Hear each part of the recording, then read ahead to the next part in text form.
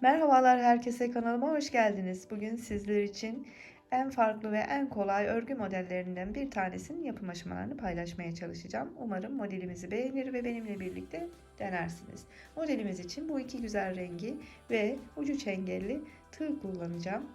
Şimdi dilerseniz zaman kaybetmeden hemen yapım aşamalarına geçelim. Öncesinde kanalıma abone değilseniz abone olup videolarımı izleyip beğenerek ve bildirimlerinizi açarak bana destek olabilirsiniz. Şimdiden hepinize çok teşekkür ediyorum ve yavaş yavaş başlayalım. Modelimiz için önce zincir çekerek başlayacağız. Ben anlatım için yeterli olacak miktarda zincir çekeceğim. Şu şekilde çok kasmadan alt kısmını düzgün bir zincir çekerek başlayacağız arkadaşlar. Siz kullanacağınız yere göre zincir sayısını kendiniz ayarlamanız gerekecek. Özellikle bebek yeleklerinde, bebek battaniyelerinde ve hatta şapka ve bere olarak da kullanabilirsiniz bugünkü yapacağımız bu modeli. Ben şimdi zincirimi tamamlayayım. Hemen yapım aşamalarına geçelim. Evet. Bu kadar zincir benim anlatmam için yeterli. Şimdi son zinciri çektikten sonra 4 tane ilmek geriye geleceğim arkadaşlar. 1, 2, 3, 4. Tığımın üzerine ipimi alarak 4. ilmeğimden bir ikili trabzan yapıyorum. Yandaki trabzana geçerek ikinci trabzanımı yapıyorum. Baştaki çektiğimiz zinciri de bir trabzan olarak sayacağız bu model için. 4 ve 5. Zincirimizi de sayarak 5 tane trabzanı tamamladıktan sonra bir tane zincir çekiyoruz ve bir tane ilmek atlayıp bir sonraki ilmeğin içine geçerek yine bir ikili trabzanla başlıyoruz. İlk trabzanımızı yaptıktan sonra yandaki ilmeğe geçerek ikinciyi yapıyoruz. Bir sonrakine geçip üçüncüyü yapıyoruz. Buraya toplamda 7 tane ikili trabzan yapacağız. 2, 4, 5. 6.'yı yapıyorum şimdi. Ve 7.'yi yaptım. Yine araya bir tane zincir, bir tane ilmek boş bırakıp diğerine geçerek bir kutucuk daha oluşturuyoruz. Devamında yandaki ilmeğime geçerek ikinci trabzan, üçüncü trabzan, 4 ve 5 tane de burayı sonlandırıyorum. Bu kadar trabzan ve kutucuk benim anlatımım için yeterli. Daha sonrasında büyük bir parça kamera arkasında hazırlayıp modelin büyük bir halini de sizlerle paylaşacağım arkadaşlar. Başlangıç ve bitiş bölümümüzde 5'er tane trabzan, ara bölümümüzde de 7 tane trabzan oluşturmuş olduk. Şimdi 1, 2 ve 3 tane zincir çekip geriye dönüyoruz. Geri döndükten sonra baştaki trabzanımızı boş bırakıp yandaki trabzanımıza geçerek bir trabzan yapıyoruz. Yine döndüğümüz zincirimizi bir trabzan sayıyoruz ve buraya 3 tane trabzan yapmış olduk. Şimdi araya yine bir zincir çekiyorum ve buradaki trabzanımı boş bırakıp diğerine geçerek bir kutucuk oluşturuyorum. Tekrar bir zincir ve bu kutucuğumun üzerine de yine bir kutucuk oluşturuyorum. İkinci kutucuğumuzu oluşturmuş olduk. Bir zincir, yandaki trabzanı boş bırakıp diğerine geçiyorum ve üçüncü kutucuğumuzu oluşturmuş oluyoruz. Bu sırada alttaki kutucuğumuzu 3'e çıkarmış olduk. Tek kutucuğumuzu 3'e çıkarmış olduk. Şimdi yandaki trabzana geçiyorum.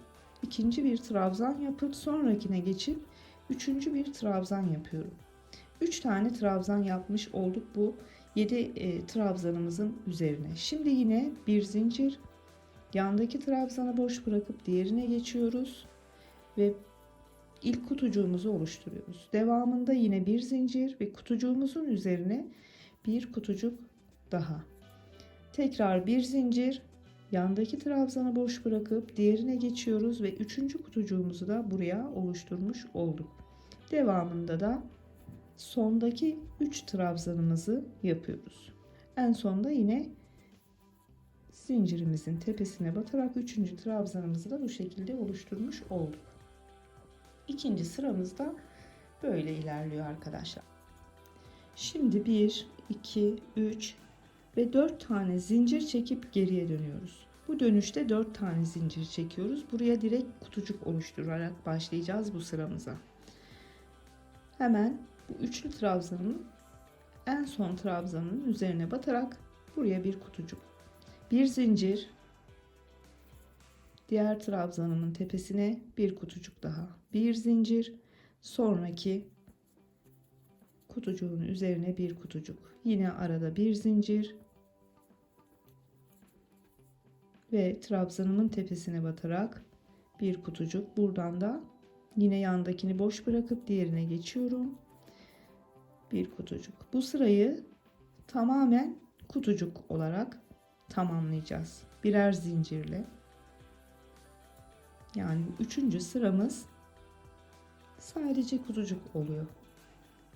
Sona geldim. Yine bir zincir ve buradaki zincirimin tepesine batarak son trabzanımı oluşturmuş oluyorum. 3. sıramızda bu şekilde tamamlanıyor arkadaşlar. Şimdi 4. sıramıza geçeceğiz. 2 ilmeğimi tekrardan tığımın üzerinde bıraktım en sonda. Şimdi ip değiştireceğim arkadaşlar ve bu sırada modelimizi kurmaya başlayacağız. Bu son 2 ilmeğimi krem ipimle çıkarıyorum. Şöyle alttan da bir düğüm atarak burayı sabitleyin, sıkıştırın. 1, 2 ve 3 tane zincir çekiyorum ve dönüyorum tekrardan. Şimdi 3 zincir çektikten sonra bu zincirimizi bir trabzan sayıyoruz her seferinde. Yandaki ilk kutucuğumun içine geçerek buraya bir ikili trabzan yaptım. 3. trabzanımın tepesine yapıyorum. Burada 3 tane trabzan, 3 tane trabzanı tamamladıktan sonra 1 ve 2 zincir çekiyorum. Tığımın üzerine ipimi alıyorum ve yandaki kutucuğumun içine 1, 2, 3 tane ilmek çıkarıyorum. Şimdi buradan bu ilk kutucuğu doldurduktan sonra bakın bir alttaki aynı sıranın burada bakın şöyle göstereyim, üst üste 2 kutucuğumuz var. İlk yukarıdaki kutucuğumuzu doldurduktan sonra alttaki kutucuğumuza geçiyoruz. Buradan da ilmek çekip uzatıyorum. 1, 2 ve 3 tane de buraya dolduruyoruz. Şimdi tekrardan ipimi aldım tığımın üzerine. Yandaki 1, 2, 3 kutucuğumuz var üst üste. Bunların en alttaki kutucuğunun içinden ilmek uzatmaya başlıyorum. İlmekleri yeterince sıranın uzunluğunca çekin, çok kasmayın arkadaşlar. 2 ve 3. 3 tane de burada ilmek uzatıp doldurdum bu bölümü de. Şimdi tekrardan 2 kutucuğumuz var burada bakın. Yan taraftaki 2 kutucuğumuzun bu kez yani şu bölümü yapacağız tekrardan. Alttakinden başlıyorum. 1, 2 ve 3 tane ilmek çekip uzattım. Şimdi bu üstteki bakın üstteki kutucuğuma yani burada da en baştaki aşamaya geri dönmüş oluyoruz. Üstteki kutucuğumuza 2 ve 3 tane ilmek dolduruyorum. Şimdi bu ilmeklerin hepsini tek seferde çekip çıkarıyoruz arkadaşlar. Ve burayı bir düğümle sabitliyoruz. Tekrarında 1 ve 2. Başlangıçta da 2 tane zincir çekmiştik. 2 zincirimizi sonda da ilmeklerimizi topladıktan sonra çekip hemen yandaki bakın trabzanımızın tepesine bir trabzan yapıyoruz. Buradan kutucuğumuzun içine geçip ikinci trabzanımızı kutucuğun içine yapıyoruz ve kutucuğumuzun tepesindeki trabzana geçerek buraya da başlangıçta olduğu gibi 3 tane trabzana tamamlıyoruz. Şimdi 1 ve 2 tekrardan ikinci modelimizi kuracağız. Yandaki kutucuğa geçiyorum. 1, 2 ve 3 tane dolduruyorum. Alttaki kutucuğuma geçiyorum. 1, 2 ve 3 tane dolduruyorum. Üst üste 3 kutucuğumuz var. En alttakine geçiyorum. İlk modelimizde olduğu gibi ilmek uzatarak 3 kez dolduruyorum. Sonrasında yine ikili kutucuklarımızın alttaki kutucuğundan 1, 2 ve 3 ilmek dolduruyorum. Üstteki kutucuğa geçiyorum. Pardon. 1 oldu. 2, 3 tane doldurup hepsini, bütün ilmeklerimi tek seferde çıkarıyorum. Burayı bir düğümle sabitleyip 1 ve 2 zincir çekip yandaki trabzanımın tepesine geçiyorum. İlk trabzanımı yapıyorum ve sonra kutucuğumun içine geçip ikinci trabzan, zincirimin tepesine geçip üçüncü trabzanımı tamamlamış oldum. İlk modelimizi kurmuş olduk arkadaşlar. Şimdi tekrardan 1, 2 ve 3 zincir çekip geri dönüyorum. Şimdi ne yapıyoruz arkadaşlar? Şimdi ilk sıraya geri dönüyoruz. İlk sıramızda ne yapmıştık? İlk başlangıç için şimdi baştaki trabzanı boş bırakıyorum. Çünkü zincirimizi bir trabzan sayıyoruz. Yandaki trabzanıma geçip bir trabzan. Sonraki trabzanıma geçip 2 zincirimizi de bir trabzan sayıyoruz. 3 tane trabzan olmuş oldu. Şimdi ilk sıramıza geri dönüyoruz demiştim. 3 trabzanımızı yaptık. Kutucuğumuzun içine geçip kalan 2 trabzanımı kutucuğun içine yaparak burayı ilk sıramızda olduğu gibi 5 tane trabzana tamamlıyoruz. Şimdi araya bir zincir. Altta da öyle yapmıştık. 5 trabzandan sonra bir zincir çekerek kutucuk oluşturmuştuk. Bir zincir çektim. Yandaki kutucuğuma geçiyorum. Şimdi alt sıradaki 7 trabzanımızı yapacağız. Bunların da 2 tanesini bu kutucuğumuzun içine yapıyoruz. 2 trabzan oldu. Şimdi 3 trabzanımı da buradaki 3 trabzanımın üzerine yaparak 5 trabzan tamamlamış olacağım. 4 ve 5. Geriye 2 trabzanımız kalıyor şurayı tamamlamamız için. Kalan 2 trabzanımızı da bu kutucuğun içine yaparak 7 trabzanımızı ilk sırada olduğu gibi tamamlamış olduk. Şimdi tekrardan bir zincir, geriye kalan şu 5 trabzanımızı yapacağız. Bir zincir, yandaki kutucuğa geçiyorum. 1, 2 tanesini bu kutucuğumun içine yapıyorum. Sonra yandaki trabzana geçip 3, sonraki trabzana geçip 4 ve en sonda yine zincirimizin tepesine batarak 5. trabzanı da bu şekilde tamamlamış oldum. Şimdi burada şu ipimiz sonraki kullanma zamanımız gelinceye kadar çok altta kalmasın diye şöyle krem ipimizin arasından çekerek yukarıya aldım bunu arkadaşlar. Sonraki aşamada çok altlarda kalmasın. Bunu tekrar kullanacağız çünkü. 3 tane zincir çektim yine ve çeviriyorum. Şimdi ne yapıyoruz? İkinci sıraya geri dönüyoruz. İkinci sıramızda bir zincirimizi de trabzan sayıyoruz. 2 oldu. Yandaki trabzana geçip 3 tane trabzanı tamamlamış oldum. Bir zincir, yandaki trabzanı boş bırakıp diğerine geçiyorum. İlk kutucuğumu oluşturdum. Şu an ikinci sıramızı yapıyoruz. İkinci sıraya geri döndük. Araya bir zincir, kutucuğumuzun üstüne bir kutucuk, 2'ye tamamladık kutucuğumuzu ve bir zincir, yandaki trabzanı boş bırakıp diğerine geçiyoruz. 3 tane kutucuğumuzu tamamladık.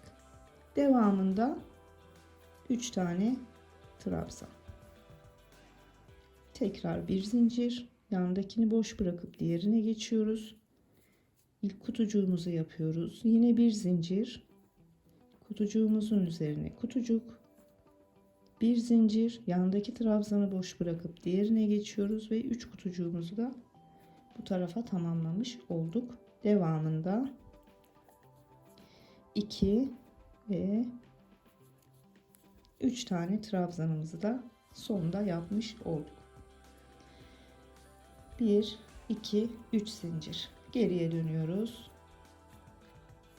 Şimdi sadece kutucuk yaptığımız sıramıza göre geri döndük. 4 zincir çekiyoruz. Pardon. Kutucuk oluşturacağımız için ilk kutucuğumuzu bu şekilde oluşturduk. Bir zincir, trabzanın tepesine batıp 2, sonraki trabzana geçip 3. Bu sırayı tamamen kutucukla 3. sırada olduğu gibi tamamlayıp sadece kutucuk yaparak sona kadar geleceğim arkadaşlar. Sıra sonuna geldim. 2 ilmeğimi burada bıraktım. Şimdi ip değiştireceğim. Şu şekilde tekrardan mavi ipimi alıyorum ve bu 2 ilmeğimi mavi ipimle çıkarıyorum. 1 2 ve 3 zincir. Şimdi tekrardan modelimizi kuracağız. Modelimizi nasıl kuruyorduk arkadaşlar? Bu modeli de kuralım. Ben kamera arkasında büyük parçayı hazırlayıp paylaşacağım. Burayı da yaptık mı zaten aşamalar birbirinin aynı. Geriye döndüm şimdi. Hemen kutucuğumun içine geçip 1 ve 2 trabzan yapmış oldum. Tepesine batarak 3. trabzanı tamamlamış oldum. Bundan sonrasında modelimizi kurmak için 1 ve 2 zincir çekiyorduk. İpimizi tığımızın üzerine aldık ve yandaki kutucuğumuzun içinden hemen 1 2 ve 3 tane ilmek dolduruyoruz. Alttaki kutucuğumuza iniyoruz. 1 2 3 tane ilmekle buraya dolduruyoruz. Sonra bu üçlü kutucuklarımızın en altındakine geçiyoruz. 1 2 3. Tekrardan ikili kutucuğumuzun alttakinden 3 ilmek çekip çıkarıyoruz ve üstteki kutucuğumuza geçip 1 2 ve 3. Şimdi bu topladığımız ilmeklerin hepsini bir anda çekip çıkarıyoruz ve buraya bir düğümle sabitliyoruz. 1 ve 2 zincir çekiyoruz. Hemen yandaki trabzanımızın bakın buraya tepesine batıp bir trabzan. Devamında kutucuğumuzun içine 2. trabzan ve tepesine trabzanımızın tepesine 3. trabzan. 1 ve 2 zincir. Şimdi yandaki kutucuğumuza geçip bu modelimizi de tamamen birlikte bitirelim. 3 doldurdum. Alttaki kutucuğa inip 1 2 3 doldurdum. Üçlü kutucuklarımızın en altındakine geçip 1 2 3 doldurdum. Alttaki kutucuğumdan yine 3 ilmek alacağım. 1 2 ve 3. Üstteki kutucuğumdan 1 birazcık ip sarayım. 2 3 ve ilmeklerimin hepsini tek seferde çekip çıkarıyorum. 1 ve 2 zincir. Yandaki trabzanımızın tepesine bir trabzan, kutucuğumuzun içine bir trabzan, 2 oldu. Zincirimizin tepesine 3. trabzan. Bundan sonrası yine aynı şekilde ilk sıraya geri dönüş. Şimdi modelimizin mantığını anlamışsınızdır arkadaşlar. Bu şekilde ilerleyip gidiyor. Ben kamera arkasında büyük parçayı hazırlayacağım sizler için ve videomuzu o şekilde sonlandıracağız. Büyük parçamız hazır arkadaşlar. Modelimiz bu şekilde ilerliyor. Çok şık, çok farklı ve çok da kolay bir model arkadaşlar. Umarım beğenir ve benimle birlikte denersiniz bu güzel modeli. Başta da dediğim gibi istediğiniz her yerde kullanabilirsiniz. Özellikle yelek, hırka, kazak, şapka ve bere olarak da çok yakışacağını düşünüyorum. Evet, bugünlük de bu kadar diyelim. Beni izlediniz, bana zaman ayırdınız. Hepinize çok teşekkür ediyorum. Bir sonraki videomuzda tekrar görüşünceye kadar şimdilik sağlıcakla kalın, hoşça kalın, kendinize çok iyi bakın.